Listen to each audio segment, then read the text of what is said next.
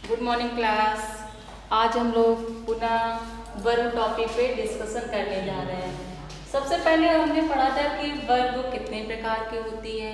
तो हमने पढ़ा था कि वर्ब दो प्रकार की होती है, मेन वर्ब और हेल्पिंग वर्ब, या हम कह सकते हैं प्राइमरी वर्ब और ऑक्सिलरी वर्ब।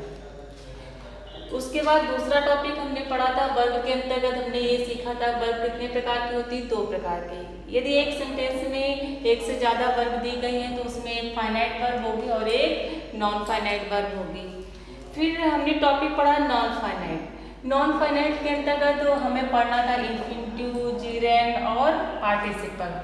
तो इसमें हमने इन्फिनिटिव का भी अध्ययन कर लिया है और जीरेंड का भी अध्ययन कर लिया। आज टॉपिक हमारा क्या रहेगा, पार्टिसिपल। अब पार्टिसिपल में हमें क्या करना होता है, तो सबसे पहले हमने ये सीखा था कि जब सेंटेंस में एक से ज़्यादा वर्ब दी गई हो और उसमें क्या लगा हो, ना, नी, ने, तो या तो हम इन्फिनिटिव का प्रयोग करते हैं या फिर हम जीरेंड का प्रयोग करते हैं, लेकिन पार्टिसिपल का प्रयोग नहीं करते हैं। तो ये मान के चलिए कि जो भी एक से ज्यादा वर्ब दी गई होंगी उसमें ना, नी, ने नहीं आना चाहिए, या हम लिख दें ना हो, ना हो, तब हम पार्टिसिपल का प्रयोग करते हैं। अगर उसमें ना, नी, ने वर्ड है तो हम या तो इन्फिनिटिव का करेंगे या फिर जीरेंड का करेंगे, लेकिन हम पार्टिसिपल का नहीं करेंगे। और यदि ये वर्ड नहीं आते हैं ना, नी, ने, तो हम किसका यूज करते हैं, पार्टिसिपल का यूज करते हैं। अब पार्टिसिपल के द्वारा हम वर्ब को नॉन फाइनाइट करेंगे, तो इसमें नॉन फाइनाइट करने के तीन तरीके होते हैं। पहला होता है प्रेजेंट पार्टिसिपल, दूसरा होता है पास्ट पार्टिसिपल और तीसरा होता है परफेक्ट पार्टिसिपल। अब ये कैसे डिसाइड करेंगे कि हम प्रेजेंट पार्टिसिपल का यूज करेंगे कि पास्ट पार्टिसिपल का यूज करेंगे कि परफेक्ट पार्टिसिपल का यूज करेंगे।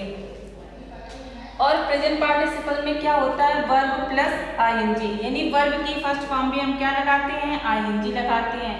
पास्ट पार्टिसिपल में क्या करते हैं, वर्ब की थर्ड फॉर्म होती है। और परफेक्ट पार्टिसिपल में क्या होता है, हैविंग प्लस वर्ब की थर्ड फॉर्म दी गई होती है। यानी प्रेजेंट पार्टिसिपल में हम क्या लगाते हैं, वर्ब में आईएनजी लगाएंगे, और इसमें क्या होता है, वर्ब की थर्ड फॉर्म होती है और इसमें हैविंग प्लस वर्ब की थर्ड फॉर्म आती है। अब प्रेजेंट पार्टिसिपल में क्या होता है कि कार्य का जारी होना बताया जाता है, या हम ऐसे कह सकते हैं कि जब दो कार्य एक साथ हो रहे हो तो हम प्रेजेंट पार्टिसिपल का प्रयोग करते हैं, या फिर एक्शन पर रिएक्शन हो, क्रिया पर प्रतिक्रिया होती है तब भी हम पार्टिसिपल का प्रयोग करते हैं, या दो कार्य एक साथ हो रहे हो और एक्शन पर रिएक्शन हो। और थर्ड नियम होता है पहले वाले वाक्य का रिजल्ट दूसरे वाले वाक्य में निकले। जैसे यहाँ पर दिया गया आई सा हिम वीपिंग, तो ये हमारी कौन सी वर्ब है, फाइनाइट वर्ब, और ये क्या है, नॉन फाइनाइट वर्ब। और यहाँ नॉन फाइनाइट में हमने किसका यूज किया है, प्रेजेंट पार्टिसिपल। लेकिन एक और कंफ्यूजन होती है क्योंकि जीरेंड में भी आईएनजी आती है, जीरेंड में भी क्या होता है, वर्ब प्लस आईएनजी फॉर्म, और प्रेजेंट पार्टिसिपल में भी क्या होता है, वर्ब प्लस आईएनजी फॉर्म। अंतर क्या होता है, जो जीरेंड होता है वो सेंटेंस में नाउन का कार्य करता है, और जो प्रेजेंट पार्टिसिपल होता है वो सेंटेंस में या तो एडजेक्टिव का कार्य करेगा या फिर एडवर्ब का, लेकिन कभी नाउन का कार्य नहीं करता है। अगला टॉपिक आ गया पास्ट पार्टिसिपल।